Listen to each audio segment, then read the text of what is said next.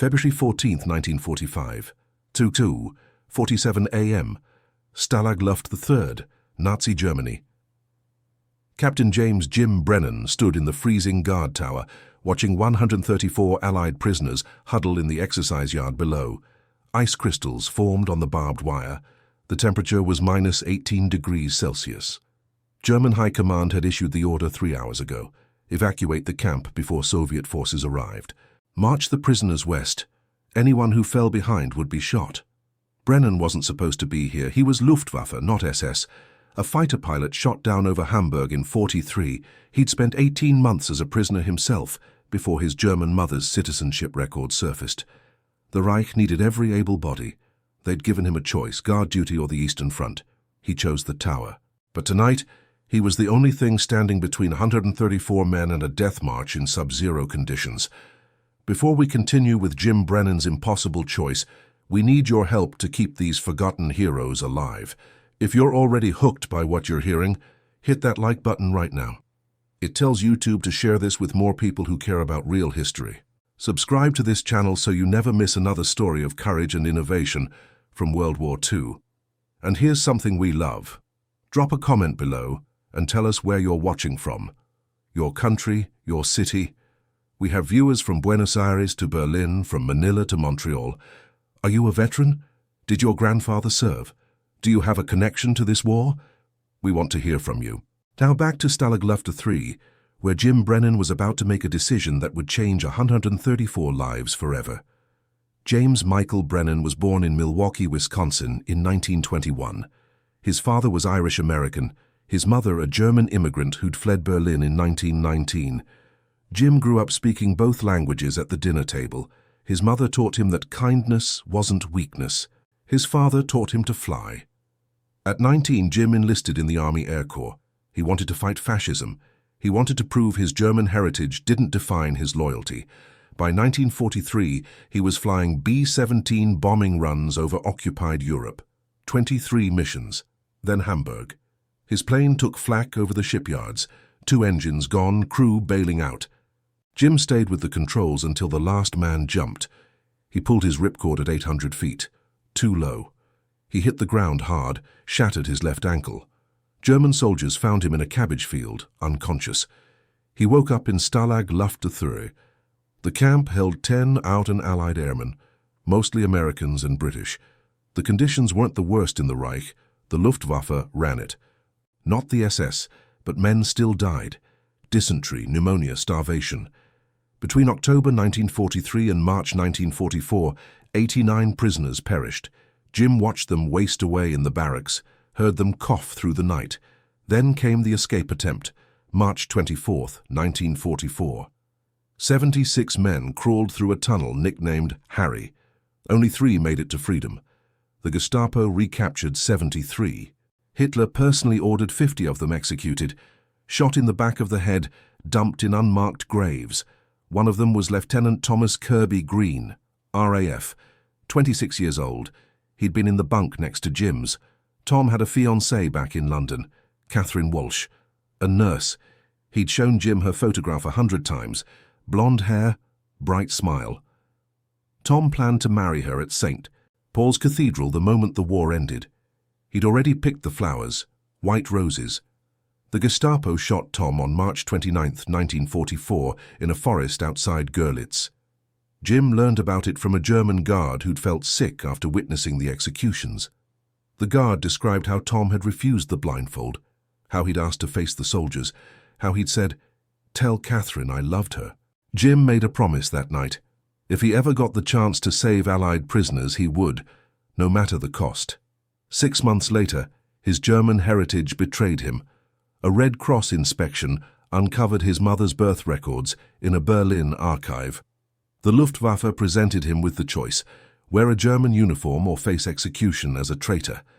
His broken ankle had healed badly. He couldn't fly anymore. Guard duty at Stalag Luft III was the lesser evil. But the irony crushed him.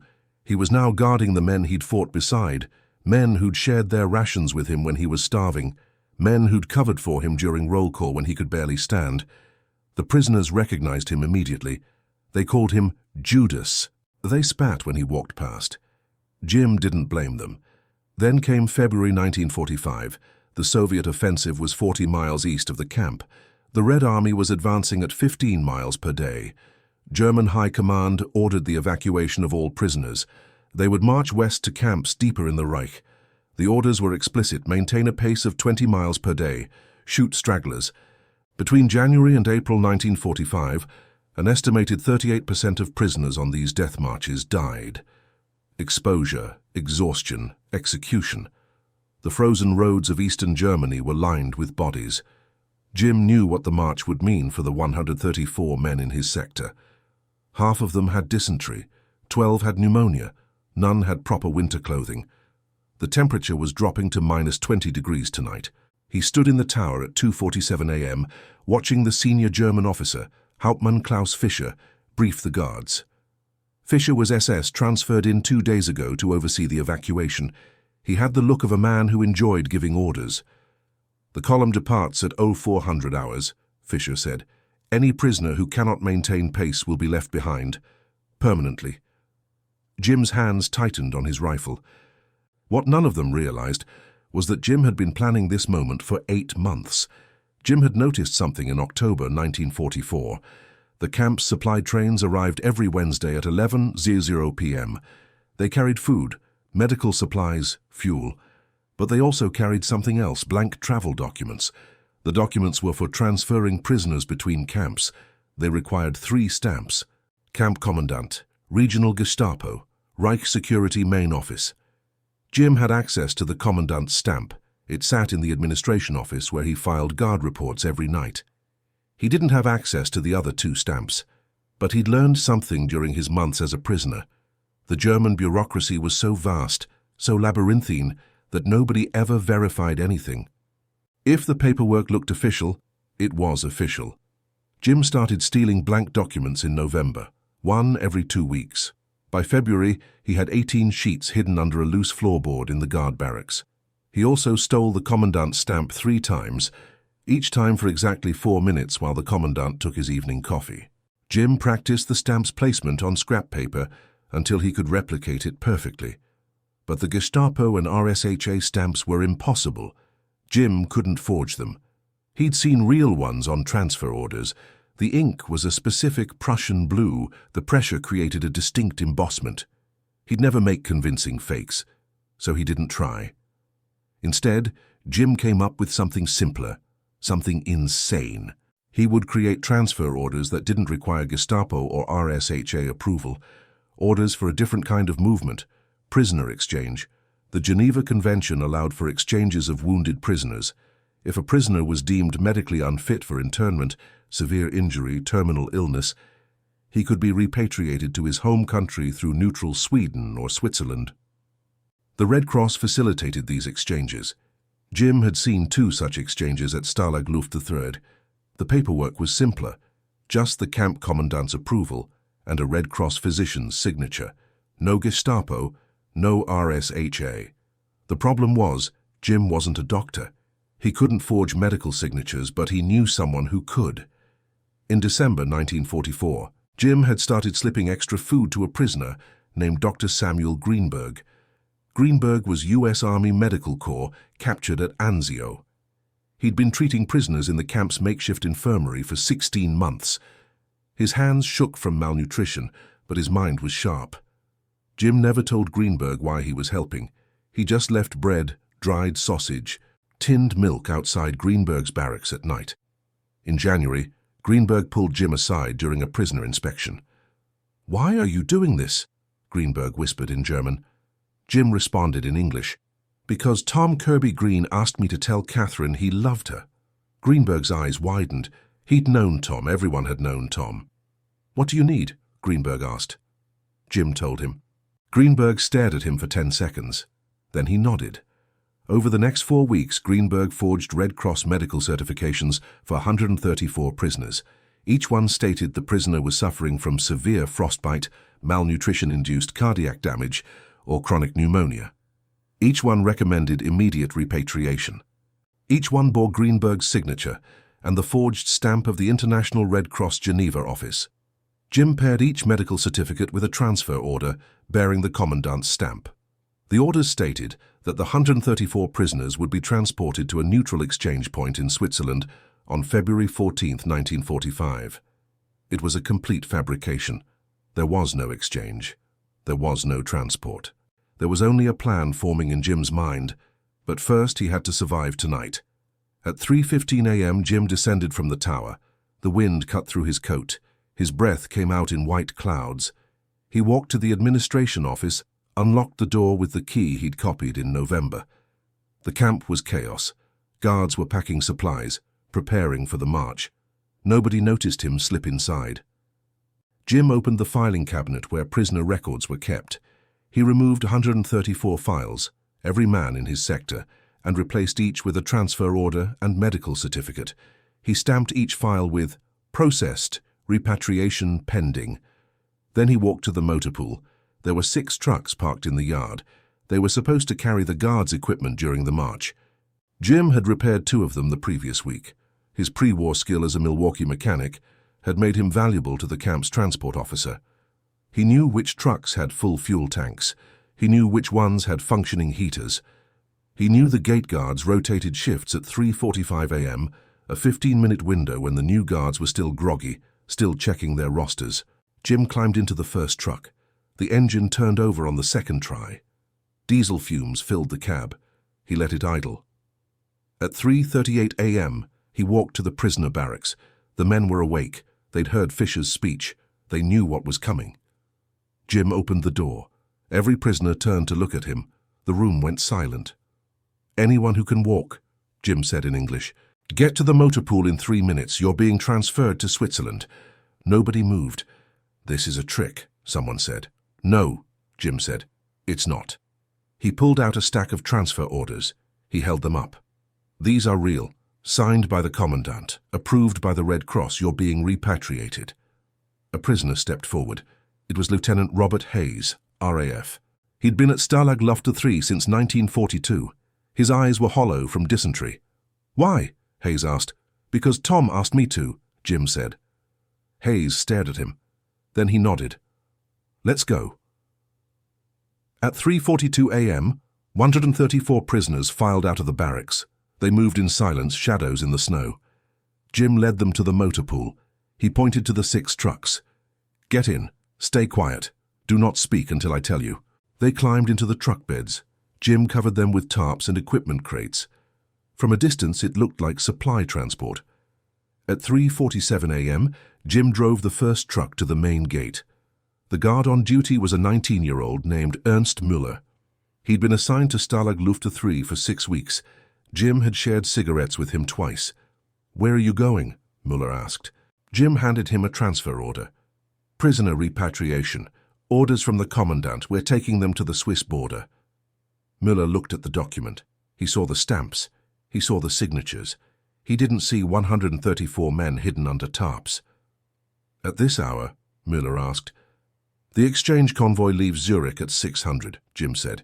"If we miss it, the Red Cross will file a complaint." "You want to explain that to Fisher?" Müller hesitated. Then he waved Jim through. Jim drove through the gate. The other 5 trucks followed. Nobody stopped them. At 4:03 a.m., they were 2 miles west of Stalag Luft 3, driving through the frozen German countryside.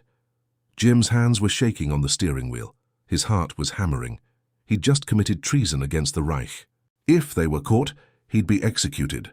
The prisoners would be executed. Dr. Greenberg would be executed. But they weren't caught. Not yet. Jim drove for 4 hours. The trucks stayed in a tight convoy, headlights off. The roads were empty. Most German military traffic had shifted south toward the Ardennes. At 8:17 a.m. they reached a town called Lauban, 60 miles west of Stalag Luft 3. Jim had chosen it carefully.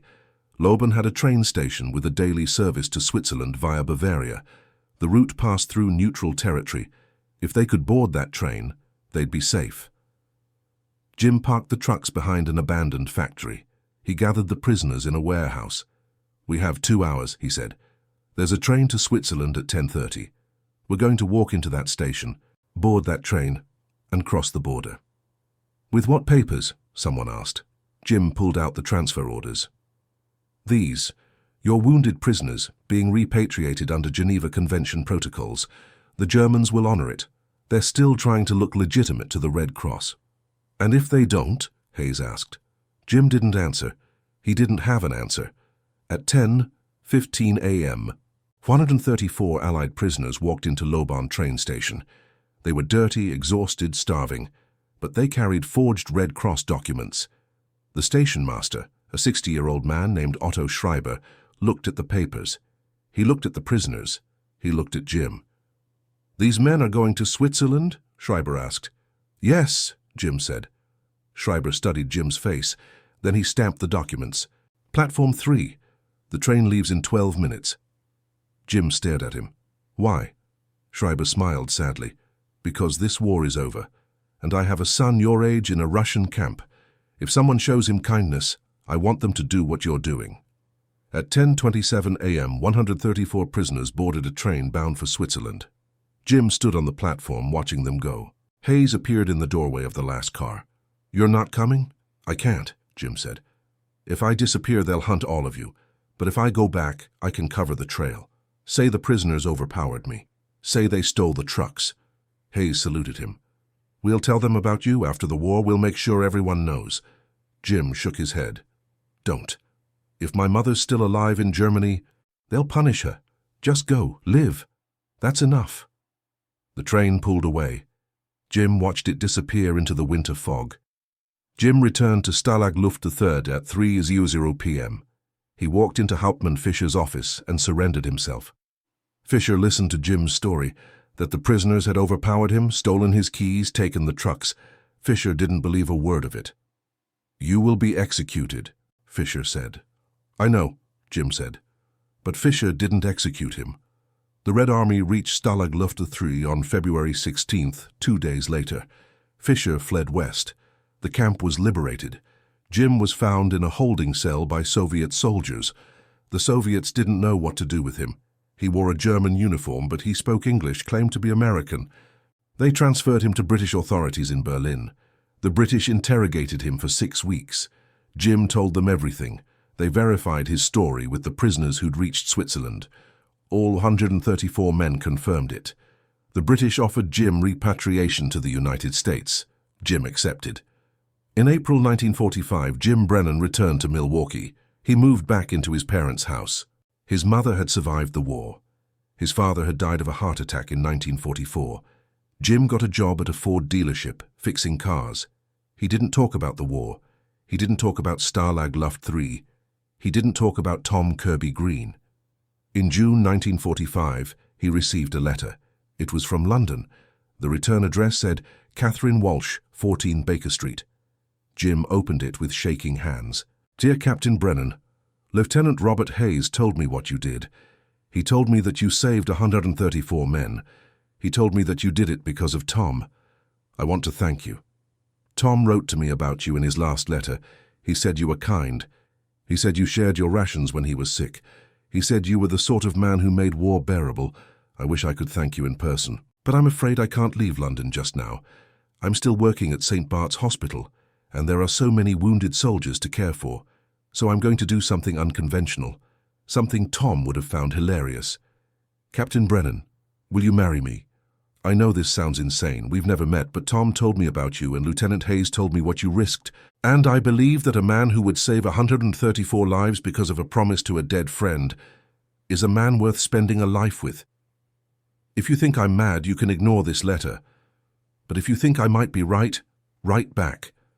Tell me about Milwaukee. Tell me about fixing cars. Tell me anything. I'm not expecting a husband. I'm expecting a friend. Yours, Catherine. Jim read the letter 3 times. Then he sat down and wrote back. Captain James Brennan and Catherine Walsh were married on November 3rd, 1946, at a small church in Milwaukee. Lieutenant Robert Hayes attended as best man. 11 other former Stalag Luft III prisoners traveled from across the United States and Britain to witness the ceremony. Jim and Catherine had 4 children. Jim worked at the Ford dealership for 38 years. Catherine became a schoolteacher. They lived in a modest house on the south side of Milwaukee. Jim never told anyone outside the wedding guests about what he'd done. He didn't write a memoir. He didn't give interviews. When his children asked about the war, he said, "I fix trucks." In 1983, the Stalag Luft III Prisoner Association invited Jim to a reunion in London. He declined. "I wasn't a prisoner," he told Catherine. "I don't belong there." Catherine wrote back to the association on his behalf. She told them the story. The association awarded Jim the Prisoner of War Medal in absentia. Jim kept it in a drawer and never wore it. In 1989, a British historian named Dr. Eleanor Price was researching death marches from Eastern German camps. She found a discrepancy in Stalag Luft III records. 134 prisoners listed as evacuated on February 14, 1945, but no corresponding records of their arrival at any other camp. Dr. Price tracked down Lieutenant Hayes, who was 72 years old and living in Manchester. Hayes told her everything. Dr. Price traveled to Milwaukee. She interviewed Jim for 6 hours. Jim was reluctant to talk, but Catherine insisted. "You saved 134 lives," Catherine said. "People should know." Jim shook his head. "Tom saved them. I just drove the trucks." Dr. Price published her findings in a 1991 paper titled "The Forgotten Repatriation: How One German Guard Saved 134 Allied Prisoners." The paper circulated in academic circles, but received little public attention. Jim Brennan died on August 12, 1998, at the age of 77. His obituary in the Milwaukee Journal-Sentinel mentioned his 40 years at the Ford dealership and his 4 children. It did not mention Stalag Luft III. Catherine lived until 2014. She spent her final years organizing a small museum exhibition about Jim's story at the Wisconsin Veterans Museum in Madison. The exhibit opened in 2012 and displayed the forged transfer orders, Dr. Greenberg's medical certificates, and the letter Catherine had sent to Jim in 1945. The exhibit is still there. It's in a corner on the 2nd floor. Most visitors walk past it. If this story moved you, hit that like button. Subscribe to this channel so these forgotten stories reach more people. And drop a comment below. Tell us where you're watching from. Tell us if you've ever heard of a kindness in war that changed history. These men and women deserve to be remembered. Thank you for keeping Jim Brennan's memory alive.